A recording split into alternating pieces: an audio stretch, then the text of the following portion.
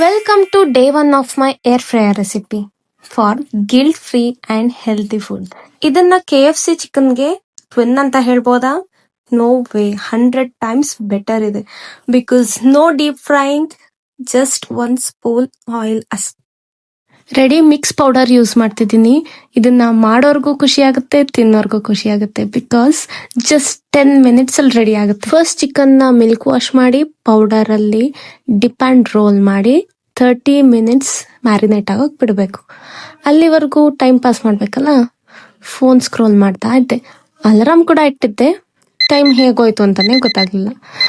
Okay, marination ಆಗಿದೆ. ಈಗ air fryer use ಮಾಡೋ ಟೈಮ್ ಬಂದೇ ಬಿಡ್ತು. ಜಸ್ಟ್ 1 ಸ್ಪೂನ್ ಆಫ್ ಆಯಿಲ್ ನ ಸ್ಪ್ರೇ ಮಾಡ್ಕೊತಾ ಇದ್ದೀನಿ. 200 ಡಿಗ್ರಿ ಸೆಲ್ಸಿಯಸ್ ಅಲ್ಲಿ 10 minutes ಈಚ್ ಸೈಡ್ ಕುಕ್ ಮಾಡ್ಕೋಬೇಕು ಅಷ್ಟೇ.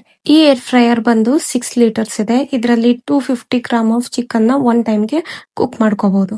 10 to 15 minutes ಕುಕ್ ಆಗಿದೆ. ಹೇಗಿದೆ ನನ್ನ ಚಿಕನ್ ಪಾಪ್ಕಾರ್ನ್? ಸಖತ್ ಹಾಟ್ ಅಂಡ್ ಕ್ರಿಸ್ಪಿ ಆಗಿತ್ತು. ಮಯೋನೀಸ್ ಆರ್ ಕೆಚಪ್ ಜೊತೆ ತಿಂತಾ ಇದ್ರೆ ಆಹಾ, ಇದ್ರ ಮುಂದೆ ಯಾವ KFC. ಚಿಕ್ಕ ಮಕ್ಳಿಂದ ದೊಡ್ಡೋರ್ವರೆಗೂ ಎಲ್ರು ಗಿಲ್ಟ್ ಫ್ರೀ ಆಗಿ ಇಷ್ಟಪಟ್ಟು ತಿಂತಾರೆ. ಸಖತ್ ಟೆಂಡರ್ ಅಂಡ್ ಜ್ಯೂಸಿ ಆಗಿ ಬಂದಿದೆ. ತಿನ್ನೋಕೆ ಸಿಕ್ಕಾಪಟ್ಟೆ ಕ್ರಿಸ್ಪಿಯಾಗಿ ಕರುಮ್ ಅಂತ ಇದೆ. ಸ್ನ್ಯಾಕ್ಸ್ಗೆ ಮತ್ತೆ ಗೆಸ್ಟ್ ಬಂದಾಗ ಇದು ಒಳ್ಳೆ ಆಪ್ಷನ್. ಹೆಲ್ದಿ ಕೂಡ, ಟೇಸ್ಟಿ ಕೂಡ. ಫಸ್ಟ್ ಟೈಮ್ ಟ್ರೈ ಮಾಡಿದ್ದು ತುಂಬಾ ಚೆನ್ನಾಗಿತ್ತು. I make it repeatedly again and again.